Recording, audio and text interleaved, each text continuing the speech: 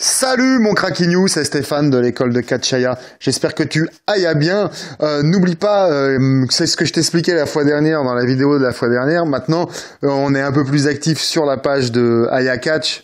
Voilà, t'as le lien en dessous. Voilà, n'hésite pas à aller voir ce qui s'y passe ou à t'abonner. Bon bref, je te fais pas cette vidéo-là pour ça. Donc je te disais dans une précédente vidéo que tu as peut-être vue, que à présent, moi j'en ai marre de faire les galas de catch à tout le monde. Voilà, j'ai envie de faire des choses un petit peu plus extrêmes, tu vois, comme on appelle ça, avec des bumps, des moves impressionnants qu'on pourrait cataloguer de holy shit, tu vois, avec des trucs un peu plus hardcore, voilà, extrême hardcore, tu vois. Et donc c'est vrai, c'est ce que je disais. Donc quand on parle de hardcore, les gens s'imaginent tout de suite dans les tripes et dans le sang.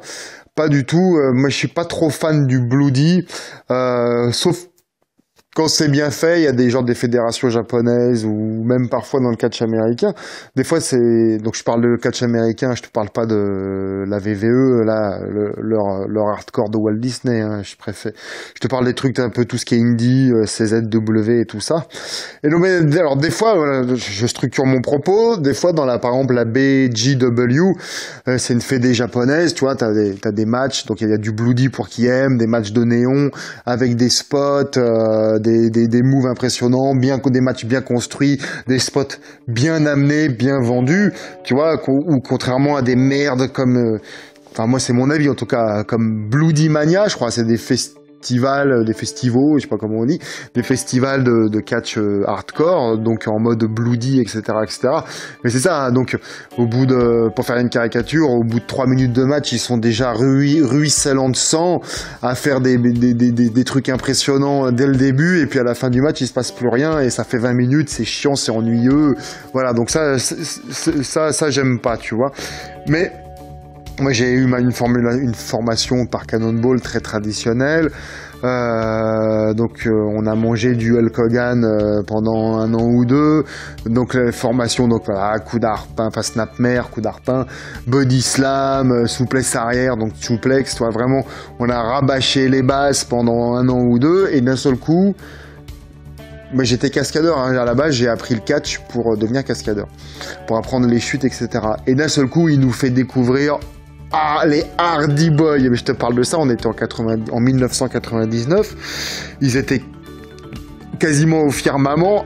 Les Hardy Boys, déjà, oh putain, ces mecs qui font du catch, qui sont habillés mais trop bien, avec des baggies et tout, trop bien, et puis qui font des trucs de ouf et qui se jettent dans des tables, qui font des chutes de hauteur, quoi, dans des tables. Le mec il est sur la table, c'était les Dudley Boys, moi j'avais jamais vu ça. Matt Hardy, il arrive déjà dès le début de son match, il boite carrément déjà, quoi.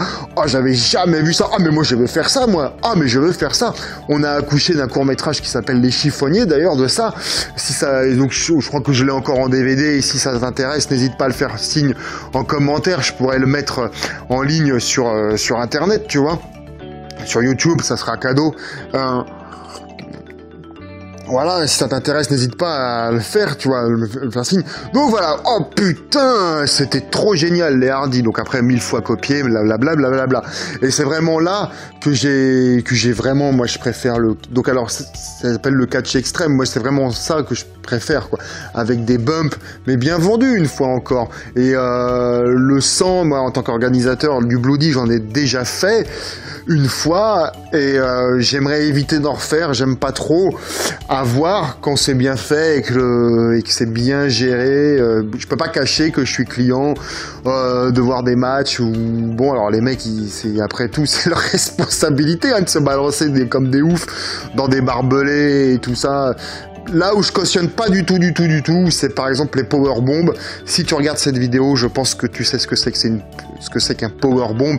Je te fais simple, c'est une prise très impressionnante où tu tombes d'assez haut, le dos plein pot sur le sol, des powerbombs sur des parpaings en feu. Donc tu vois, là, ça me fait une belle jambe qui soit en feu. Tu sais, ça, ce genre de truc là, des grosses prises comme ça sur du parpaing, vraiment, ça pour le coup, je cautionne pas. Mais bon voilà, donc. Moi, en tant qu'organisateur, bon voilà. Donc je voulais te parler de Nick Mondo. Si tu ne connais pas, c'est une légende Il est jeune encore, hein, il a 36 ans au jour d'aujourd'hui, tu vois.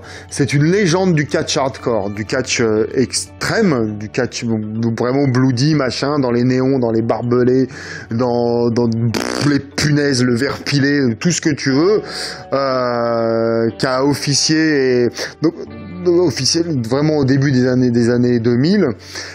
Donc Nick Mondo, une légende quoi, tu vois, pour qui aime, et si tu connais pas, ben voilà, voilà. Donc alors, je vais structurer mon propos. Voilà, il a commencé sa carrière en mars 99 et il l'a fini. Je regarde mon anti-sèche. Ouais, c'est ça. Le 26 juillet 2003, un peu pété de partout. C'est d'ailleurs ses blessures qui l'ont fait arrêter, hein, si tu veux quoi. Donc il a pris sa retraite à 23 ans. Donc on dira ce qu'on voudra, c'est quand même une carrière extrêmement trop courte. Ça fait 4 ans, c'est beaucoup trop court, tu vois. Et Shanna, qui était coach lors du stage de catch japonais, qui a passé 3-4 mois là-bas au Japon, c'est une bonne amie à lui, à Nick Mondo, hein, qui vit au Japon d'ailleurs au jour d'aujourd'hui. Oh là, j'espère que tu me vois, là, il y a du soleil, hein, comme ça on a l'occasion de voir que ma caméra, elle est hyper crado, donc c'était pas prévu. Écoute, en live, je bouge avec toi. Bon voilà, je m'adapte, je vais te mettre comme ça, voilà, on est peinard, on discute, voilà, c'est le concept de cette vidéo, c'est qu'on est peinard, tranquille, on discute entre potes, et donc voilà, donc il a fait trop de trucs de ouf, si tu veux, dans sa carrière, Nick Mondo, et voilà, il doit prendre sa retraite à 23 ans, un peu cassé, etc., etc. Et donc Nick Mondo, là, il va sortir à la fin de 2016, il va sortir un film qui s'appelle The Trad. J'ai mon accent anglais, il est pourri. The Trad. Je t'ai mis là en dessous dans la description le lien du teaser officiel du film, qui est produit entre autres par la CZW et la putain, qui est produit par la CZW et la WXW. C'est un truc sur sa vie en fait, c'est un biopic sur sa vie. Ça promet de déchirer grave du boudin. Je suis trop méga impatient. Comme je te dis, ça sort à la fin de l'année, là, à la fin de l'année 2016. Et donc lui, son optique, hein, ça a été plus ou moins depuis tout le début, toujours un peu le cinéma, hein, tu vois, il a toujours voulu aller vers ça. Il a fait un court-métrage, il a participé à un jeu qui s'appelle Backyard 2, je crois, et il a fait quelques courts-métrages. N'hésite pas par commentaire à converser, hein, si tu veux, je pourrais rebondir dessus dans une prochaine vidéo. Donc après, sinon sur Wikipédia, hein, tu peux trouver des trucs sur lui, j'imagine bien, mais voilà, il a fait des courts-métrages, et là je crois que c'est son premier long-métrage.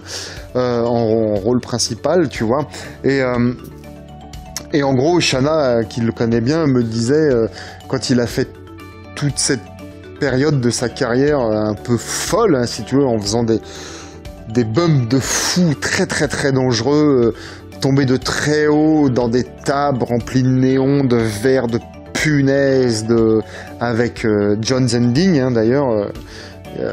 Bref, en faisant des trucs de ouf, des bumps de ouf. Et donc voilà, il a fait fondre son capital physique comme neige au soleil. Et donc voilà, et c'est ce qu'il disait à Shanna, voilà, je restaure mon propos, c'est ce qu'il disait à Shanna, c'est c'était une période de sa vie où il était pas très bien, peut-être qu'il devait se prouver des choses à lui-même ou à quelqu'un d'autre. Putain, mais ça me casse les couilles. Voilà, comme ça tu vois tout l'appart, voilà, et tu vois la face cachée de la lune, là, voilà, c'est ça. Écoute, on va essayer de le tenir. Oh, comment je suis en galère. Et comme on dit, le show continue. Le show continue, puis c'est bien. J'espère que t'as pas envie de vomir avec la caméra qui bouge. Voilà, le show continue. Du coup, ça donne hyper soif. Et donc voilà, tu sais, donc voilà, il a fait sa carrière comme ça, début des années 2000. Et puis il avait un super fan qui s'appelle Rory, enfin, ou alors il s'est fait appeler Rory Mondo en hommage à son idole, donc Nick Mondo, pardon. Et son délire à Rory Mondo, c'était de refaire exactement tout ce qu'avait fait son idole Nick Mondo, de refaire jusqu'au coup du Nick Mondo. Hein, il s'est pris un coup de rotophile dans le ventre. Il y a les images sur Internet, c'est très très populaire. Il s'est pris un coup de rotophile dans le ventre. Donc Shanna me confirme, lui il le dit, hein, mais ça a été la plus grosse de ses douleurs. Et puis donc Shanna apparemment a touché sa cicatrice sur le ventre et c'est Nevermore quoi. Hein, tu vois, c'est trop mal quoi, trop dur quoi. Et donc le fameux Rory Mondo voulait après avoir fait copier tous ses bumps voulait faire ça lui aussi quoi. Hein, voulait faire ça lui aussi quoi pour Cage of Death 15. Et donc il va pour faire ça. Je te fais super court l'anecdote. Et ça a été l'occasion pour Nick Mondo, finalement, l'original, de faire une sorte de comeback, d'intervenir en vrai, hein, mais pas en storyline, hein, d'intervenir en vrai pour empêcher Rory Mondo en live de faire ça, de se faire prendre un coup de rotophile dans le ventre, parce que c'est une blessure incroyable, c'est pas bien quoi, tu vois, ça je cautionne pas, hein, tu vois. Dans l'idée ça pouvait être marrant, tu vois, ah ouais ça va être waouh, ça va être un effet waouh, mais c'est scandale outrant quoi, tu vois. Tu peux pas faire ça, hein, tu peux pas t'auto-infliger ça, hein, c'est pas possible quoi. Coup de tronçonneuse à la limite, mais ça non. Et donc en live comme c'est pas de la storyline, je te disais, il intervient et il lui dit non, ne fais pas ça, enfin je te fais super simple. Et depuis lors, Rory Mondo, en fait il a été au bout de son truc si tu veux, le gars, il a pris sa retraite lui aussi quoi. Il a pris à sa retraite lui aussi. Et donc, d'ailleurs, Nick Mondo, il en parlait avec Shanna, il s'interrogeait pour continuer, reprendre sa carrière de catcheur, etc., etc. Mais s'il doit reprendre sa carrière de catcheur, il est obligé de reprendre en extrême, si tu veux, en hardcore, parce que s'il reprend en catch traditionnel, les fans ne vont pas comprendre, ils ne le veulent pas là. Et c'est un coup vraiment à ce qui se casse la gueule. Et puis, s'il reprend en hardcore, il a pris de l'âge, il a arrêté à 23 ans, aujourd'hui il en a 36.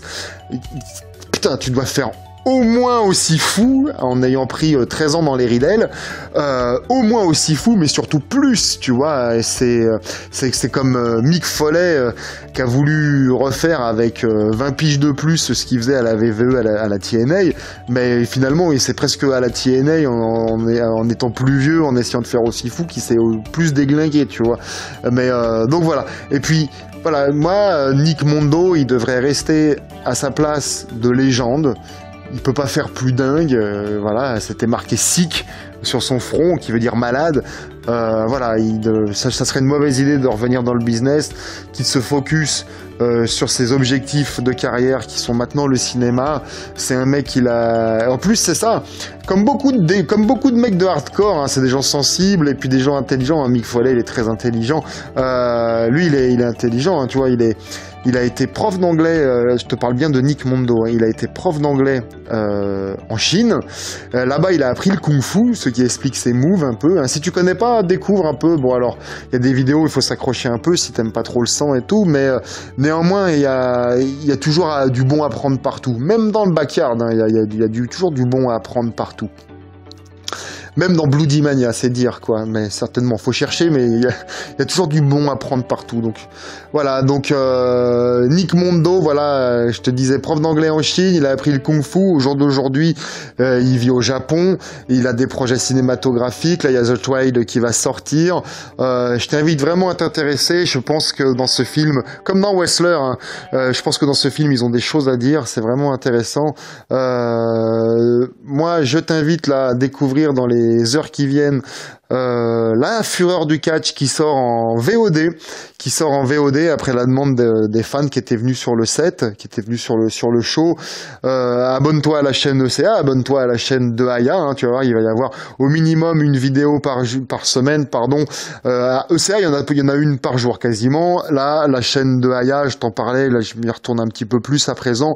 Pour le moment, on va commencer au minimum une vidéo par semaine, ça va être un match, une vidéo, un move, un truc waouh, ou toujours quelque chose d'intéressant. et de constructif pour toi. Je crois que je t'ai parlé d'à peu près de tout. Si cette vidéo t'a intéressé, t'a plu, n'hésite pas à la liker, hein, c'est ce que je te disais, c'est scientifiquement prouvé. Liker une vidéo de Aya et de ECA, c'est bon pour la santé et bon pour le moral. N'hésite pas à la partager, fais des petits commentaires en dessous si tu veux rebondir. Voilà, je te kiffe, prends soin de toi, ciao ciao.